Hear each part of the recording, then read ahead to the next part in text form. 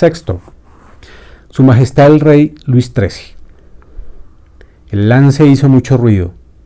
El señor de Treville gruñó muchísimo en voz alta contra sus mosqueteros y les felicitó en voz muy baja. Pero como no había tiempo que perder para prevenir al rey, el señor de Treville se apresuró a dirigirse al Louvre. Era ya demasiado tarde. El rey estaba encerrado con el cardenal y se dijo el señor de Treville que el rey trabajaba y no podía recibir en aquellos momentos. Por la tarde el señor de Treville acudió a presenciar al juego del rey. El rey estaba ganando y como su majestad era muy avaro, estaba de un humor excelente, por lo que en cuanto divisó de lejos a Treville, le dijo jovialmente: «Venid aquí, señor capitán, venid aquí, os tengo que regañaros. Sabed que su eminencia ha venido a presentarme quejas contra vuestros mosqueteros, y eso con una emoción tal, que esta tarde su eminencia se ha ido enfermo. Son verdaderos diablos sueltos, gente patibularia vuestros mosqueteros». «No, majestad», respondió Treville, que a la primera ojeada vio el giro que iba a tomar la cosa. «No, muy al contrario, son buenas criaturas, dulces como corderos y que no tienen más que un deseo, lo garantizo, que su espada no salga de la vaina más que en servicio de vuestra majestad». «¿Pero qué queréis? Los guardias del señor cardenal no hacen más que buscarles querellas, y por el honor mismo del cuerpo, los pobres jóvenes se ven obligados a defenderse». «Vamos, señor de Treville», dijo el rey, «vamos, cualquiera diría que estabais hablando como una comunidad religiosa. En verdad, mi querido capitán, siento tentaciones de quitaros vuestro nombramiento para dárselo a la señorita de Chameraut, a la cual le he prometido una abadía, pero no pensáis que os creeré por vuestra simple palabra. Se me llama Luis el Justo, señor de Treville, e inmediatamente, ahora mismo, vamos a demostrarlo». «Precisamente porque me fío de esa justicia, señor, guardaré con toda paciencia y con eterna calma el fallo de vuestra majestad». «Aguardad pues, caballero, aguardad pues», dijo el rey, «no os haré esperar mucho». En efecto, la suerte se le volvía de espaldas, y como el rey empezaba a perder lo que había ganado, no le resultó molesto encontrar un pretexto para hacer, que se nos permita esta expresión de jugador, de la que, lo confesamos, no conocemos el origen, para hacer Carlomagno. El rey se levantó, pues, al cabo de un instante, y metiéndose en el bolsillo el dinero que estaba delante de él, y a mayor parte provenía de sus ganancias, dijo: «La Vieuville, ocupad mi puesto. Es preciso que yo hable con el señor de Treville sobre un asunto de importancia». «Ajá, tenía delante de mí 80 luises. Colocad la misma suma, a fin de que los que han perdido no tengan motivos de queja. La justicia ante todo». Luego se volvió hacia el señor de Treville y marchando con él hacia el hueco de una ventana continuó: «Y bien, caballero, ¿decís que son los guardias del eminentísimo quienes fueron a buscar querella a vuestros mosqueteros?» «Sí, majestad, como siempre». «¿Y cómo ha sucedido la cosa? Veamos, porque vos lo sabéis, mi querido capitán. Hace falta que un juez escuche a las dos partes». «Ah, Dios mío, de la manera más sencilla y más natural. 3 de mis mejores soldados, a los que vuestra majestad conoce de nombre y de los que más de una vez ha apreciado la abnegación, y que, puedo asegurárselo al rey, prestan servicio de todo corazón. 3 de mis mejores soldados, digo, los señores Athos, Porthos y Aramis, iban a dar un paseo con un joven cadete de Gascuña que yo les había recomendado por la mañana. El paseo iba a tener lugar en Saint-Germain, creo, y se habían dado cita junto a los carmelitas descalzos. Pero he aquí que la cita se vio turbada por el señor de Jussac y los señores Cahusac, Vicarat y otros 2 guardias, que desde luego no acudían allí en tan numerosa compañía sin muy malas intenciones contra los edictos». «Ah, me hacéis caer en la cuenta», dijo el rey. «Sin duda iban allí para batirse ellos mismos. No es que yo les acuse, señor, pero vuestra majestad podrá imaginarse lo que iban a hacer 5 hombres armados en un lugar tan desierto como son los alrededores del convento de los carmelitas». «Sí, tienes razón, Treville, tienes razón». Entonces, cuando vieron a mis mosqueteros, cambiaron de idea y olvidaron sus odios particulares por el odio del cuerpo, porque vuestra majestad no ignora que los mosqueteros que son del rey, y nada más que el rey, son los enemigos naturales de los guardias que son del señor cardenal. «Sí, Treville, sí», dijo el rey melancólicamente. «Y es muy triste, creedme, ver así a 2 partidos en Francia, a 2 cabezas en el reino. Pero todo esto acabará, Treville, todo esto acabará. ¿Decís, pues, que los guardias le buscaron querella a los mosqueteros?» «Digo que es probable que las cosas hayan pasado así, pero no puedo jurarlo, majestad. Sabéis lo difícil que es averiguar la verdad, a menos que estar dotado de ese instinto admirable que ha hecho designar a Luis XIII con el epíteto del Justo». «Tienes razón, Treville, Pero vuestros mosqueteros no estaban solos. ¿No había con ellos un niño? Sí, majestad, y un hombre herido. De suerte que 3 mosqueteros del rey, de los cuales uno herido y un niño, no solamente le han plantado cara a 5 de los más terribles guardias del señor cardenal, sino que incluso han derribado a 4. Pero eso es una victoria, exclamó el rey todo resplandeciente. Una victoria completa. Sí, majestad, tan completa como la del puente de C. ¿Decís que 4 hombres, entre los que había un herido y un niño? Un jovencito apenas, el cual se ha conducido tan perfectamente en esta ocasión que me tomaré la libertad de recomendárselo a vuestra majestad. ¿Cómo se llama? D'Artagnan, señor. Es hijo de uno de mis más antiguos amigos, hijo de un hombre que hizo con el rey vuestro padre, de gloriosa memoria, la guerra de guerrillas. ¿Y decís que se condujo bien ese joven?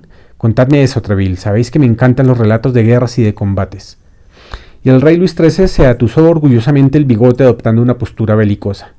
Majestad, respondió Treville, como ya os he dicho, el señor D'Artagnan es casi un niño, y como no tiene el honor de ser mosquetero, estaba en traje de paisano. Los guardias del señor cardenal, reconociendo su extrema juventud, y que además era ajeno al cuerpo, le invitaron a retirarse antes que ellos atacaran. Entonces ya lo veis, Treville, interrumpió el rey, fueron ellos los que atacaron. Desde luego, señor, no cabe duda. Le intimaron para que se retirase, pero él respondió que era mosquetero de corazón, y enteramente de su majestad, y que por eso se quedaría con los señores mosqueteros. ¡Bravo, muchacho!, murmuró el rey. Y efectivamente se quedó con ellos. Y vuestra majestad tiene ahí un campeón tan firme que fue él quien le dio a Jussac aquella terrible estocada que tanto encoleriza al señor cardenal. ¿Quién es el quien ha herido a Jussac?, exclamó el rey. ¿Él? ¿El niño? Eso, Treville, es imposible. Es como tengo el honor de decíroslo a vuestra majestad. Jussac, una de las primeras espadas del reino. Pues bien, señor, ha encontrado a su maestro. Quiero ver a ese muchacho, Treville, quiero verlo, y si se puede hacer algo en su favor, bueno, nos ocuparemos de él. ¿Cuándo se dignará recibirlo, vuestra majestad? Mañana a mediodía, Treville. ¿Debo traerlo él solo? No, traed a los 4 juntos. Quiero darles las gracias a todos a la vez. Los hombres abnegados son raros, Treville, y es preciso recompensar esa abnegación. Al mediodía, señor, estaremos en el Louvre. Ah, por la escalera pequeñita, Treville, por la escalera pequeñita. No hace falta que el cardenal se entere. Sí, majestad. Ya me comprendéis, Treville. Un edicto es siempre un edicto. Al fin y al cabo está prohibido batirse. Pero este combate, majestad, se sale por completo de las condiciones ordinarias de un duelo. Era una camorra, y la prueba es que había 5 guardias del cardenal contra mis mosqueteros y el señor D'Artagnan. Es verdad, dijo el rey, pero no importa, Treville. De todas maneras, venid por la escalerita. Treville sonrió, pero como ya era mucho el haber obtenido de aquel niño que se rebelase contra su maestro, saludó respetuosamente al rey, y con su venia se despidió de él. Aquella misma noche los 3 mosqueteros recibieron el aviso sobre el honor que se les concedía. Como conocían al rey desde hacía mucho tiempo, no se acaloraron mucho, pero D'Artagnan, con su imaginación gascona, vio en aquello su futura fortuna y se pasó la noche entre sueños dorados. Por lo tanto, a las 8 de la mañana ya estaban en casa de Athos. D'Artagnan encontró al mosquetero vestido de punta en blanco y dispuesto ya para salir.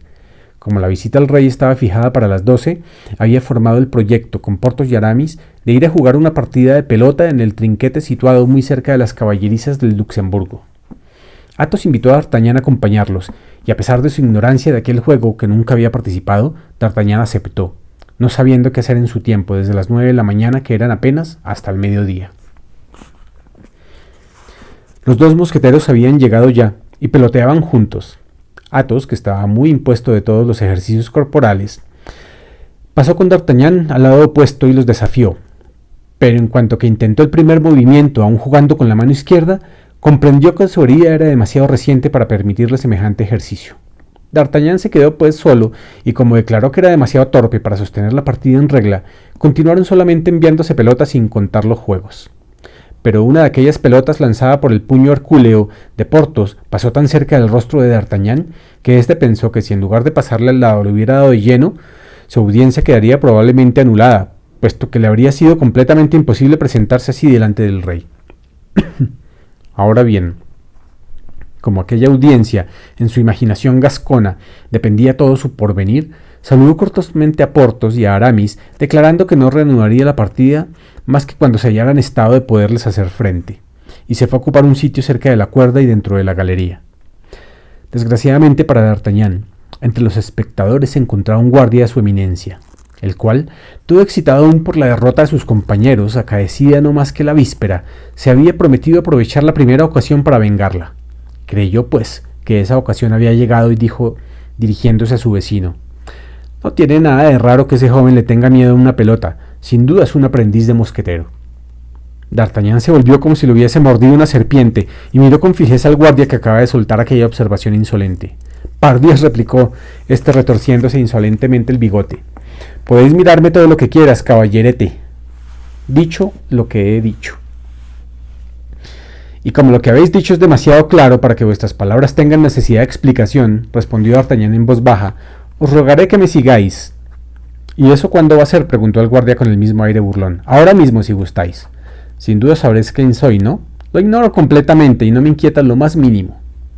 «Pues hacéis mal, puesto que si supierais cómo me llamo, tal vez tendríais menos prisa. ¿Cómo os llamáis?» «Bernajoux, para serviros». «Pues bien, señor Bernajoux», dijo tranquilamente D'Artagnan, «voy a guardaros en la puerta. Id, caballero, ya os sigo». «No os apresuréis demasiado, caballero, no vayan a darse cuenta de que salimos juntos. Ya comprenderéis que para lo que vamos a hacer un exceso de gente nos molestaría». «Está bien», respondió el guardia, asombrado de que su nombre no hubiese producido más efecto sobre el joven. En verdad, el nombre de Bernajoux era conocido por todo el mundo, siendo tal vez D'Artagnan la única excepción, puesto que era uno de los hombres que figuraban con mayor frecuencia en las pendencias periódicas que no habían logrado reprimir los muchos edictos del rey y del cardenal. Porthos y Aramis estaban tan ocupados con su partida, y Athos les miraba con tanta atención que no vieron salir a su joven compañero, el cual, conforme le había dicho al guardia de su eminencia, se detuvo en la puerta. Un instante después bajaba el otro. Como D'Artagnan no tenía tiempo que perder, visto que la audiencia del rey estaba fijada para mediodía, lanzó una ojeada circular y viendo que la calle estaba desierta dijo: «Pardiez, tenéis mucha suerte, aunque os llaméis Bernajoux, al no tener que enfrentarnos más que con un aprendiz de mosquetero. Sin embargo, estad tranquilo, haré todo lo que esté de mi parte. ¡En guardia!». «Pero», dijo aquel a quien D'Artagnan provocaba de esa forma, «me parece que el sitio está muy mal elegido. Estaríamos mejor detrás de la abadía de Saint-Germain o en el Pré-aux-Clercs». «Lo que decís es muy razonable», respondió D'Artagnan. «Desgraciadamente, dispongo de poco tiempo libre, ya que tengo una cita a las 12 en punto. En guardia, pues, caballero, en guardia». Bernajoux no era hombre que se hiciese repetir 2 veces tal intimidación. En el mismo instante la espada brilló en su mano y se lanzó sobre su adversario, al que, viéndolo tan joven, esperaba intimidar. Pero D'Artagnan había hecho ese aprendizaje la víspera, y recién aguzado por la victoria e hinchado por su bienestar futuro, estaba resuelto a no retroceder ni un solo paso. Así pues, los 2 aceros se entrecortaron trabados hasta la guarda, y como D'Artagnan se mantuvo firme en su sitio, fue su adversario quien dio un paso atrás. Pero D'Artagnan aprovechó el instante en que en aquel movimiento el acero de Bernajoux se desviaba hacia la línea, se soltó, se tiró a fondo y tocó a su adversario en el hombro. Inmediatamente D'Artagnan a su vez dio un paso atrás y levantó la espada, pero Bernajoux le gritó que no era nada, y lanzándose ciegamente sobre él, se traspasó él mismo. Pero como no caía al suelo ni se declaraba vencido, sino que se limitaba a dirigirse hacia el palacio del señor de la Tremouille, al servicio del cual tenía un pariente, D'Artagnan, ignorando la gravedad de la última herida que su adversario había recibido, lo hostigaba vivamente, y sin duda iba a acabarlo de una tercera estocada, cuando el rumor que se elevaba de la calle, habiéndose propagado hasta el juego de pelota, hizo que 2 amigos del guardia que lo habían oído cambiar algunas palabras con D'Artagnan, y que le habían visto salir después de aquellas palabras, se precipitaran, espada en mano, fuera del trinquete arremetiendo contra el vencedor. Pero al punto, Athos, Porthos y Aramis aparecieron a su vez, y en el momento en que los 2 guardias atacaban al joven gascón, los mosqueteros les obligaron a retroceder. En aquel momento Bernajoux cayó, y como los guardias eran solamente 2 contra 4, se pusieron a gritar: «¡A nosotros, el palacio de la Tremouille!». A estos gritos, todos los que estaban en el palacio salieron, lanzándose sobre los 4 compañeros que, por su parte, se pusieron a gritar: «¡A nosotros, mosqueteros!». Aquel grito se atendía por lo común, porque como se sabía que los mosqueteros eran enemigos de su eminencia, se les quería por el odio que profesaban al cardenal. Así pues, los guardias de otras compañías que no fueran las pertenecientes al Duque Rojo, como le había llamado Aramis, tomaban partido por lo general en querellas de aquella índole a favor de los mosqueteros del rey. De 3 guardias de la compañía del señor de Sarthes que pasaban por allí, 2 vinieron por consiguiente en ayuda de los 4 compañeros, mientras que en el otro corría al palacio del señor de Treville gritando: «¡A nosotros, mosqueteros, a nosotros!». Como de costumbre, el palacio del señor de Treville estaba lleno de soldados de aquel cuerpo, que acudieron en socorro de sus camaradas. La confusión se hizo general, pero la superioridad numérica estaba a favor de los mosqueteros. Los guardias del cardenal y la gente del señor de Tremouille se retiraron al interior del palacio de este, cerrando las puertas con el tiempo justo para impedir que sus enemigos hiciesen irrupción. En cuanto al herido, ya lo habían transportado allí con anterioridad, y como hemos dicho, en muy mal estado. La agitación había llegado a su colmo entre los mosqueteros y sus aliados, y se deliraba ya si para castigar la insolencia que habían cometido los sirvientes del señor de la Tremouille al hacer una salida contra los mosqueteros del rey, no debería prenderse fuego a su palacio. La proposición ya había sido hecha y acogida con entusiasmo cuando afortunadamente sonaron las 11. D'Artagnan y sus compañeros se acordaron de su audiencia, y como habrían lamentado que se diese un golpe tan magnífico sin contar con ellos, consiguieron calmar los ánimos. Los revoltosos se contentaron pues con arrejar algunas teas contra las puertas, pero las puertas resistieron. Entonces se desistió del todo. Por lo demás, los que habían de ser considerados como jefes de la empresa habían abandonado al grupo hacia un instante y se encaminaban hacia el palacio del señor de Treville, que ya al corriente de aquella alargada les aguardaba. Pronto, Alup, dijo, Alup sin perder un instante, y trataremos de ver al rey antes de que le haya prevenido el cardenal. Le contaremos la cosa como una continuación del asunto de ayer, y los dos pasarán juntos. De este modo, el señor de Treville, acompañado por los 4 jóvenes, se encaminó hacia el Louvre, pero con gran asombro del capitán de los mosqueteros se le comunicó que el rey había ido a la casa del ciervo en el bosque de Saint-Germain. El señor de Treville se hizo repetir 2 veces aquella noticia, y en cada una de las veces sus compañeros vieron cómo el rostro se le ensombrecía. ¿Que su majestad? Preguntó. ¿Es que su majestad, preguntó, tenía desde ayer el proyecto de salir de cacería? No, vuestra eminencia, respondió el camarero.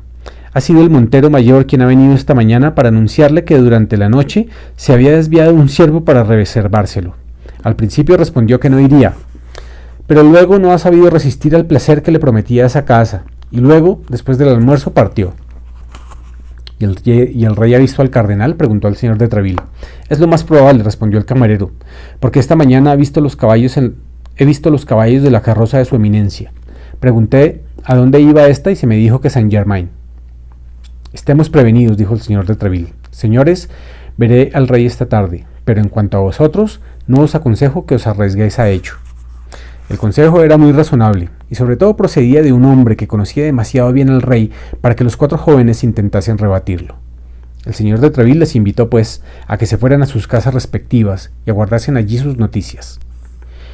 Al entrar en su palacio, el señor de Treville pensó que había que anticiparse siendo el primero en presentar la queja.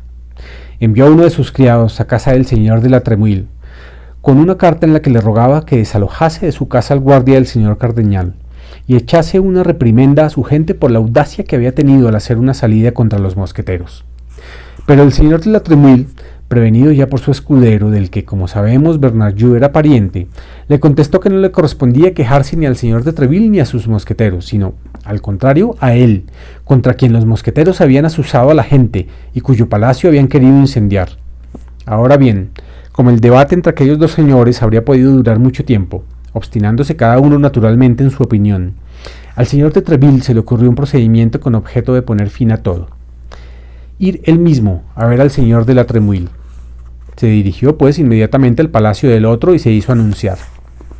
Los 2 señores se saludaron cortésmente, puesto que, si no había entre ellos amistad, sí había al menos estima. Los 2 eran personas animosas y de honor, y como el señor de la Tremouille, protestante, y que veía raramente al rey, no era de ningún partido, no solía tener en sus relaciones sociales prevención contra nadie. Sin embargo, aquella vez su acogida, aunque cortés, fue más fría que de costumbre. Caballero, dijo el señor de Treville, creemos tener motivos para quejarnos el uno del otro y he venido personalmente para que de esta entrevista saquemos la verdad del asunto. Con mucho gusto, respondió el señor de la Tremouille. Pero os advierto que estoy bien informado y que toda la culpa es de vuestros mosqueteros. Sois un hombre demasiado justo y demasiado razonable, caballero, dijo el señor de Treville, para no aceptar la proposición que voy a haceros. Hacedla, señor, escucho. ¿Cómo se encuentra el señor Bernajoux, el pariente de vuestro escudero? Mal, caballero, muy mal. Además de la estocada que ha recibido en el brazo, y que no tiene nada de peligrosa, sufrió otra que le atravesó un pulmón. de suerte que el médico no augura nada bueno. Pero el herido ha conservado el conocimiento totalmente. Habla, con dificultad, pero habla. Pues bien, caballero, vayamos a su lado, conjurémosle en nombre de Dios, delante del cual va a ser llamado, quizá dentro de poco, a que diga la verdad. Le tomo por juez en su propia causa, caballero, y lo que él diga, eso creeré. El señor de la Tremouille reflexionó un instante. Luego, como era difícil hacer una proposición más razonable, aceptó. Los dos descendieron a la habitación donde estaba el herido. Al ver entrar a aquellos dos nobles señores que venían a hacerle una visita, trató de incorporarse en el lecho, pero estaba demasiado débil y agotado por el esfuerzo que había hecho. Volvió a caer sin conocimiento. Al señor de la Tremouille se le acercó y le hizo respirar sales que lo reintegraron a la vida. Entonces el señor de Treville, no queriendo que se le pudiera acusar de haber influido en el doliente, invitó al señor de la Tremouille a que hiciese las preguntas él personalmente. Sucedió lo que había previsto el señor de Treville. Colocado entre la vida y la muerte, como lo estaba Bernajoux, ni siquiera se le ocurrió la idea de silenciar un solo instante la verdad. Le contó a los dos señores las cosas exactamente tal como habían pasado. Era todo lo que quería saber el señor de Treville. Le deseó a Bernajoux una pronta convalecencia. Se despidió del señor de la Tremouille, volvió a su palacio e hizo avisar inmediatamente a los 4 amigos que los aguardaba para comer. El señor de Treville recibía muy buena compañía, por lo demás totalmente anticardenalista. Se comprende, pues, que la conversación girase durante toda la comida sobre los 2 fracasos que acababan de experimentar los guardias de su eminencia. Ahora bien, como D'Artagnan había sido el héroe de aquellas 2 jornadas, sobre él cayeron todas las felicitaciones que Athos, Porthos y Aramis le abandonaron, no solamente en plan de buenos camaradas, sino como hombres que ya le habían tenido a su vez con frecuencia y podían dejarle el turno. A eso de las 6, el señor de Treville anunció que era ya hora de ir al Louvre. Pero como el momento fijado para la audiencia concedida por su majestad estaba más que pasado, en lugar de reclamar la entrada por la escalera pequeña, se colocó con los 4 jóvenes en la antecámara. El rey no había vuelto aún de la cacería. Nuestros jóvenes llevaban aguardando apenas una media hora, mezclados con la multitud de los cortesanos, cuando todas las puertas se abrieron y se anunció a su majestad. Al escuchar aquel anuncio, D'Artagnan se sintió estremecer hasta la médula de los huesos. El instante que iba a seguirse debía, según todas las probabilidades, decidir el resto de su vida. Así pues, sus ojos se fijaron con angustia en la puerta por la que debía entrar el rey. Luis XIII apareció a la cabeza de todos. Venía en traje de caza, todo polvoriento aún, calzado con grandes botas y con una fusta en la mano. A la primera ojeada, D'Artagnan juzgó que el ánimo del rey era presa de la tormenta.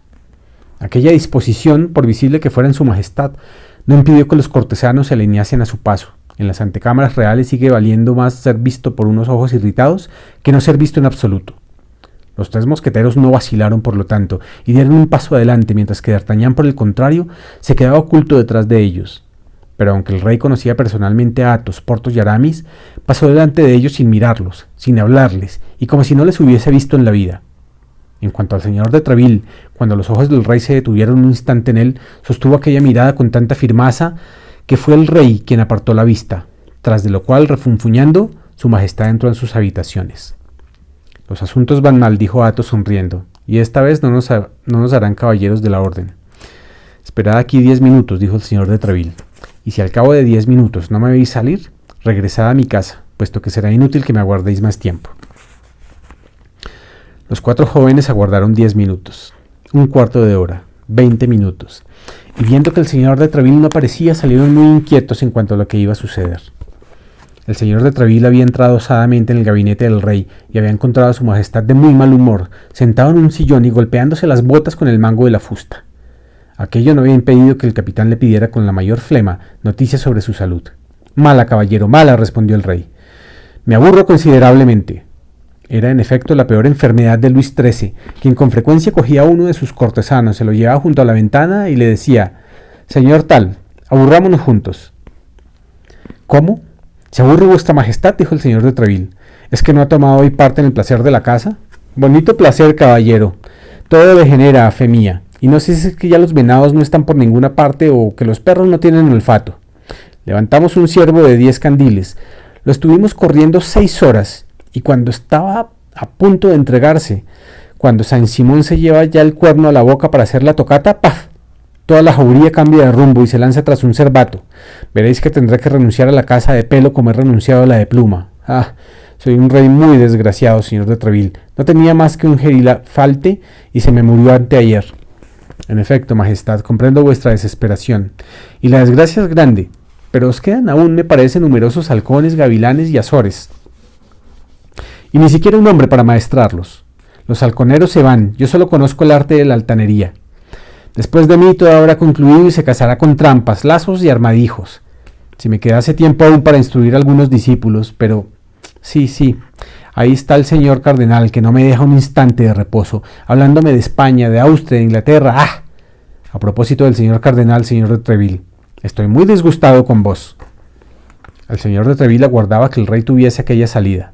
Conocía al rey al vuelto. Había comprendido que todas sus quejas no eran más que un prefacio, una especie de excitación para animarse a sí mismo, y que por fin había llegado a donde quería ir a parar. ¿Y en qué he podido tener la desgracia de desgraciar a vuestra majestad?, preguntó el señor de Treville, fingiendo el más profundo asombro. ¿Es así como desempeñáis vuestro cargo, caballero?, continuó el rey sin responder directamente a la pregunta del señor de Treville. ¿Para esto os he nombrado capitán de mis mosqueteros? ¿Para que asesinen a un hombre, alboroten a todo un barrio y quieran prender fuego a París sin que vos digáis una palabra? Pero por lo demás, continuó el rey, sin duda es que me estoy precipitando al acusaros. Sin duda los perturbadores ya están en prisión y venís a anunciarme que se ha hecho justicia. Señor, repuso tranquilamente el señor de Treville, todo lo contrario, vengo a pedírosla. ¿Y contra quién?, exclamó el rey. Contra los calumniadores, dijo resueltamente el señor de Treville. Ah, he aquí una cosa nueva, replicó el rey. ¿No vas a decirme ahora que vuestros 3 malditos mosqueteros, Athos, Porthos y Aramis, y vuestro cadete el Béarn, no se han lanzado como una furia contra el pobre Bernajoux? ¿Y no lo han tratado de forma que es posible que esté agonizando en estos momentos? No vayas a decirme que no se dedicaron inmediatamente a ponerle sitio al palacio del duque de la Tremouille, y que no han querido incendiarlo, lo que tal vez no habría sido una desgracia demasiado grande en tiempo de guerra, visto que es un nido de hugonotes, pero en tiempos de paz es un ejemplo lamentable. Decidme, ¿no vais a negarme todo eso? ¿Y quién os ha dicho todo ese hermoso relato, majestad?, preguntó tranquilamente el señor de Treville. ¿Que quién me ha hecho este hermoso relato, caballero? ¿Quién queréis que sea sino el que vela cuando duermo, el que trabaja cuando me divierto, el que conduce todo dentro y fuera del reino de Francia como en Europa? Sin duda su majestad quiere hablar de Dios, dijo el señor de Treville, puesto que no sé de nadie que no sea Dios que esté por encima de vuestra majestad. No, señor, quiero hablar del sostén del Estado, de mi solo servidor, de mi único amigo, el señor cardenal. Su eminencia no es su santidad, señor. ¿Qué quiere usted decir con esto, caballero? Que solamente el Papa es infalible, y que esa infalibilidad no se extiende a los cardenales. ¿Queréis decir entonces que él me engaña? ¿Queréis decir que me traiciona? ¿Le estáis acusando? Vamos, decidlo, confesad francamente que le acusáis. No, señor, pero digo que él mismo se engaña. Digo que ha sido mal informado. Digo que se ha apresurado al acusar a los mosqueteros de vuestra majestad, hacia los que es injusto, y que no ha podido tomar los informes precisos en las fuentes apropiadas. La acusación proviene del señor de la Tremouille, del duque mismo. ¿Qué os respondéis a esto? Podría responder, majestad, que él está demasiado interesado en el asunto para ser un testigo totalmente imparcial. Pero lejos de eso, señor, tengo al duque por un gentil hombre leal, y me atendré a lo que él diga, pero con una condición, señor. ¿Cuál? Que vuestra majestad le haga venir y le interrogue, pero vos mismo, frente a frente, sin testigos, y que luego yo vuelva a ver a su majestad tan pronto como haya recibido al duque. Caramba, dijo el rey. ¿Os someteréis a lo que diga el señor de la Tremouille? Sí, majestad. ¿Aceptaréis su fallo? Sin duda. ¿Y os someteréis a las reparaciones que él tenga bien exigir? Completamente. La Chesnache, gritó el rey. La Chesnache. Y el camarero de confianza de Luis XIII, que se hallaba siempre en la puerta, entró. La Chesnache, dijo el rey. Que vayan ahora mismo a buscarme el señor de la Tremouille. Quiero hablarle esta noche. ¿Vuestra majestad me da su palabra que no verá a nadie entre el señor de la Tremouille y yo? A nadie, a fe de gentilhombre. Entonces hasta mañana, majestad. Hasta mañana, caballero. ¿A qué hora le agradará más a su majestad? A la hora que queráis. Pues es que, viniendo muy de mañana, temo despertar a vuestra majestad. ¿Despertarme? ¿Es que yo duermo? Yo ya no duermo, caballero. Sueño algunas veces, eso es todo. Venid pues todo lo temprano que queráis, a las 7, pero ay de vos si son culpables vuestros mosqueteros. Si mis mosqueteros son culpables, señor, los culpables serán entregados en manos de vuestra majestad, que dispondrá de ellos a su libre albedrío. ¿Exige vuestra majestad algo más? Obedeceré cuando digáis. No, señor, no. Y no sin razón, se me ha llamado Luis el Justo. Hasta mañana, caballero, hasta mañana. Dios guarde hasta entonces a vuestra majestad. Por poco que durmiese el rey, menos durmió todavía el señor de Treville. Aquella misma noche mandó aviso a sus 3 mosqueteros y al compañero de estos para que se viniesen a buscarle a las 6:30 de la mañana. Les llevó consigo sin asegurarles nada, sin prometerles nada y sin ocultarles que tanto el favor de ellos como el suyo propio estaban ahora pendientes de un hilo. Llegado al principio de la pequeña escalera les hizo aguardar. Si el rey seguía irritado contra ellos, se alejarían sin ser vistos. Si el rey consentía en recibirlos, no habría más que llamarlos.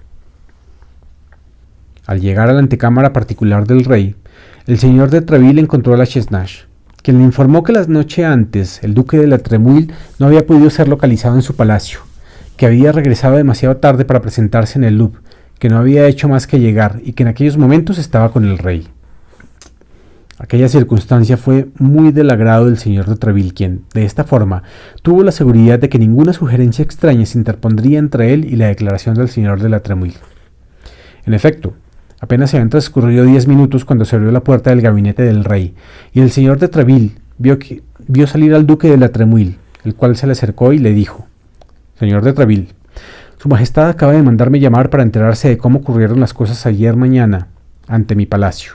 Le he dicho la verdad, es decir, que la falta era de mi gente y que estaba dispuesto a presentaros mis excusas, puesto que os encuentro aquí, servíos recibirlas y considerarme siempre como uno de nuestros mejores amigos». «Señor duque», dijo el señor de Treville, «yo estaba tan lleno de confianza en vuestra lealtad que no quise, cerca de su majestad, otro defensor que vos mismo. Veo que no me he equivocado y doy las gracias por el hecho de que exista todavía en Francia un hombre de quien se puede decir sin equivocarse lo que yo he dicho de vos». Está bien», dijo el rey, que había escuchado todos aquellos cumplidos de pie entre las 2 puertas. «Solamente decirle, Treville, puesto que pretende ser uno de vuestros amigos, que yo también querría ser lo suyo, pero que él me abandona, que hace más de 3 años que no le he visto y que no le veo más que cuando le mando a buscar. Decidle todo eso de mi parte, porque estas son cosas que un rey no puede decir en persona». «Gracias, señor, gracias», dijo el duque, «pero que vuestra majestad tenga bien entendido que no soy, y no digo esto por el señor de Treville, que no son los que vuestra majestad ve a todas horas del día quienes le son más devotos». «Ah, habéis escuchado lo que he dicho, tanto mejor, duque, tanto mejor», dijo el rey avanzando hasta la puerta. «Hola, Treville, ¿dónde están vuestros mosqueteros? Os dije anteayer que me los trajerais, ¿por qué no lo habéis hecho? Están abajo, majestad, y con vuestra venia, Le Chesnache va a decirles que suban». Sí, que vengan inmediatamente. Van a dar las 8 y a las 9 aguardo una visita. Adiós, señor duque, y no dejéis de volver. Entrad, Treville». El duque saludó y salió. En el momento en que abría la puerta, los 3 mosqueteros y D'Artagnan, guiados por la Chesnache, aparecían en lo alto de la escalera. «Pasad, valientes», dijo el rey, «pasad, tengo que reñiros». Los mosqueteros se acercaron y se inclinaron. D'Artagnan les seguía. «¿Qué diablos?», continuó el rey. «Entre los 4 habéis puesto fuera de combate a 7 guardas de su eminencia en 2 días. Es demasiado, señores, es demasiado. A este ritmo, su eminencia se verá obligado a renovar su compañía dentro de 3 semanas, y yo a hacer aplicar los edictos en todo su rigor. 1 por casualidad, no digo que no, pero 7 en 2 días, lo repito, es demasiado, una exageración. Pero eso ya se ve, vuestra majestad, que vienen contritos y arrepentidos a presentarle sus excusas». «¿Contritos y arrepentidos?», dijo el rey. «No me fío lo más mínimo de sus caras de hipocritillas. Sobre todo veo allí detrás una carita de gascón que... Venid aquí, caballero». D'Artagnan, que comprendió que el cumplido iba dirigido a él, se aproximó adoptando la expresión más desesperada. «Caramba, ¿y me decís que era un joven? Pero si es un niño, señor de Treville, un verdadero niño. Y este es el que le ha dado tan terrible estocada a Jussac, y otras 2 buenas estocadas a Bernardjoux. Vaya, vaya. Sin contar», dijo Athos, «con que si no me hubiese él sacado de las manos de Biscarat, desde luego yo no tendría el honor de hacerle a vuestra majestad mi más humilde reverencia. Pero entonces es un verdadero demonio este Bearnés. Voto Belcebú, señor de Treville, como habría dicho el rey mi padre. Con ese oficio hay que agujerear muchos jubones y romper por fuerza muchas espadas. Ahora bien, los gascones siempre han sido pobres, ¿no es así?». Señor, debo decir que todavía no se han encontrado minas de oro en sus montañas, aunque la providencia bien debería hacerles ese milagro para recompensarles la forma como sostuvieron las pretensiones al trono del rey vuestro padre. Lo que quiere decir que son los gascones los que me han hecho rey a mí, puesto que soy hijo de mi padre. ¿No es eso, Treville? Pues bien, que sea en buena hora, no digo que no. La Chesnash, id a ver si, registrando por todos mis bolsillos, encontráis 40 pistolas, y si las encontráis, traédmelas. Y ahora veamos, joven, con la mano en el corazón, ¿cómo pasó la cosa? D'Artagnan refirió la aventura de la víspera con todos sus detalles. Cómo, no habiendo podido dormir por la alegría que experimentaba al pensar que iba a ver a su majestad, había llegado a casa de sus amigos con 3 horas de anticipación a la de la audiencia, cómo se habían ido juntos al trinquete, y cómo por el temor que había manifestado de recibir el pelotazo en la cara, fue dejado por Bernajoux, el cual le había faltado poco para pagar aquella burla con la pérdida de su vida, lo mismo que había faltado poco para que el señor de la Tremouille, que nada tenía que ver con aquello, hubiese perdido su palacio. Todo eso está de acuerdo, murmuró el rey. Sí, así es como el duque me ha contado la cosa. Pobre cardenal, 7 hombres en 2 días, y de sus preferidos. Pero ya basta, señores, comprenderlo, ya basta. Os lo habéis tomado con creces vuestro desquite de lo sucedido en la calle de Ferú. Debéis estar satisfechos. Si vuestra majestad lo está, dijo Treville, lo estamos nosotros. Sí, lo estoy, dijo el rey, cogiendo un puño de oro de las manos de la Chesnash y colocándolo en la de D'Artagnan. He aquí, añadió, una prueba de mi satisfacción. En aquella época, las ideas de orgullo que están en boga en nuestros días no se habían puesto aún de moda. Un gentil hombre recibía en su propia mano dinero del rey y no se sentía por ello humillado en lo más mínimo. D'Artagnan se metió, pues, las 40 pistolas en el bolsillo sin el menor melindre, sino al contrario, dando las gracias más efusivas a su majestad. Bueno, dijo el rey mirando su reloj, ya son las 8:30 y es hora de que os retiréis, porque como os he dicho antes, espero a alguien a las 9. Gracias por vuestra adhesión, señores. Puedo contar con eso, ¿verdad? Oh, señor, exclamaron al unísono los 4 compañeros. Nos haríamos cortar en pedazos por vuestra majestad. Bien, bien. Pero quedaos enteros, os conviene más. Y así me seréis más útiles. Treville, agregó el rey a media voz, mientras que los demás se retiraban. Como no tenéis vacantes en los mosqueteros y como por otra parte, para entrar en ese cuerpo hemos decidido que era preciso hacer un noviciado, colocad a ese joven en la compañía de los guardias del señor de Desarts, vuestro cuñado. Ah, pardiez, Treville. Estoy gozando con la cara que va a poner el cardenal. Se pondrá furioso, pero me da igual. Estoy en mi derecho. Y el rey saludó con la mano a Treville, que salió y se fue a reunir con los mosqueteros a los que encontró repartiéndose con D'Artagnan las 40 pistolas.